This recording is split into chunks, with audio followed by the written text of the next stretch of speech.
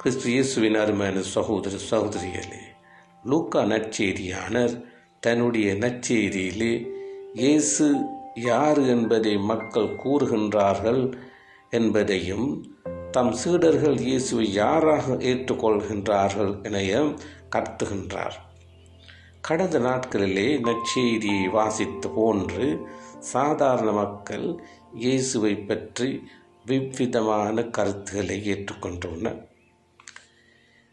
ஆனால் தம் சீடர்கள் இயேசுவை நேசித்தவர்கள், அவரோடு ஒன்றித்து வாழ்ந்தவர்கள். அவ்வாறான சூழ்நிலையிலே இயேசு அவர்களை நேசித்தார். ஆகவே சாதாரண மக்களை விட இயேசுவின் சொந்தவர்களாகிய தன்னுடைய சீடர்கள் இயேசுவை கடவுளின் மெசியா என்பதை ஏற்றுக்கொள்கிறார்கள்.